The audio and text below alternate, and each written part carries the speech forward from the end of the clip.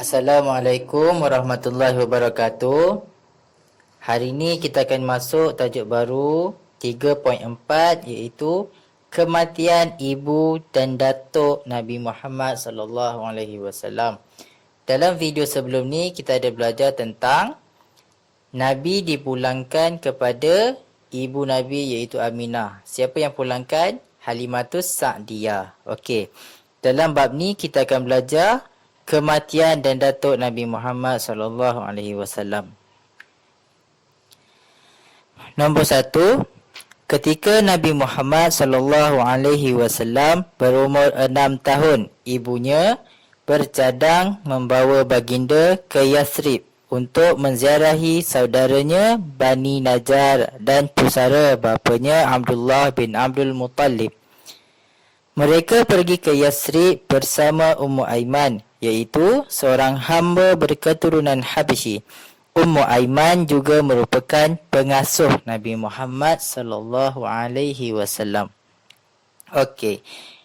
Ketika Nabi Muhammad ni berumur 6 tahun, ibu Nabi iaitu Aminah telah membawa Nabi ke Yathrib untuk menziarahi saudaranya iaitu Bani Najjar, dan pada masa yang sama juga ibu Nabi membawa Nabi melawat pusara bapa Nabi iaitu Abdullah bin Abdul Muttalib.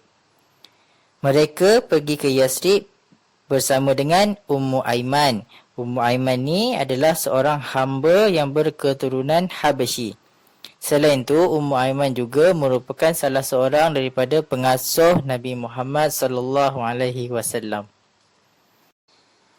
Nombor 3. Selepas sebulan berada di Yathrib, mereka kembali ke Mekah dengan menaiki unta. Ketika dalam perjalanan pulang, ibu Nabi Aminah jatuh sakit dan meninggal dunia di tempat yang bernama Abwa. 4. Selepas kematian ibunya, Nabi Muhammad sallallahu alaihi wasallam telah kembali ke Mekah bersama Ummu Aiman dengan perasaan yang sangat sedih. Nombor 5. Ummu Aiman menyerahkan Nabi Muhammad sallallahu alaihi wasallam kepada datuknya. Iaitu Abdul Muttalib untuk dipelihara. Okey, Nabi dan Aminah berada di Yathrib selama sebulan, dan selepas sebulan mereka pulang ke Mekah dengan menaiki unta. Dan dalam perjalanan pulang ke Mekah, Aminah jatuh sakit dan telah pun meninggal dunia di tempat yang bernama Abwa. Dan selepas kematian ibu Nabi, Ummu Aiman membawa Nabi Muhammad pulang ke Mekah. Dan pada waktu ni Nabi berasa sangat sedih. Dan sampai sahaja di Mekah, Ummu Aiman serahkan Nabi Muhammad kepada datuk Nabi iaitu Abdul Muttalib. Abdul Muttalib akan menjaga Nabi selepas kematian ibu Nabi. Datuk Nabi Muhammad sallallahu alaihi wasallam adalah dari Bani Hashim. Beliau seorang pembesar kaum Quraisy yang sangat dihormati oleh penduduk Mekah. Datuk Nabi adalah Abdul Muttalib. Abdul Muttalib datang daripada Bani Hashim dan beliau ni seorang pembesar kaum Quraisy. Datuk Nabi sangat dihormati oleh penduduk Mekah. Abdul Muttalib sangat menyayangi Nabi Muhammad sallallahu alaihi wasallam. Beliau mendidik baginda dengan akhlak yang mulia. Selepas 2 tahun, Abdul Muttalib jatuh sakit dan akhirnya meninggal dunia. Ketika itu Nabi Muhammad sallallahu alaihi wasallam berusia 8 tahun, 2 bulan, 10 hari. Peristiwa tersebut menjadikan baginda semakin tabah dan berdikari menjalani kehidupan.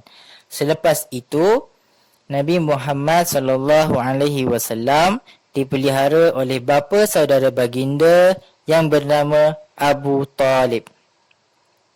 Abdul Muttalib sangat sayangkan Nabi Muhammad sallallahu alaihi wasallam. Beliau mendidik Nabi dengan akhlak yang mulia Tetapi selepas 2 tahun Abdul Muttalib memelihara Nabi Muhammad, Abdul Muttalib jatuh sakit dan meninggal dunia. Dan pada waktu itu Nabi Muhammad berusia 8 tahun, 2 bulan 10 hari. Peristiwa itu telah pun menjadikan Nabi seorang yang tabah dan berdikari menjalani kehidupan. Selepas kematian Abdul Muttalib, Nabi dibesarkan oleh bapa saudara Nabi, iaitu Abu Talib. Okey, penghayatan. Yang pertama, setiap makhluk yang hidup pasti akan mati.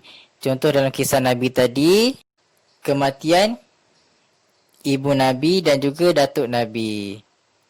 Yang kedua, mengingati mati adalah satu sifat mulia dan terpuji. Ketiga, anak yatim wajib dikasihi. Okey, itu saja untuk kelas hari ini. Terima kasih. Assalamualaikum.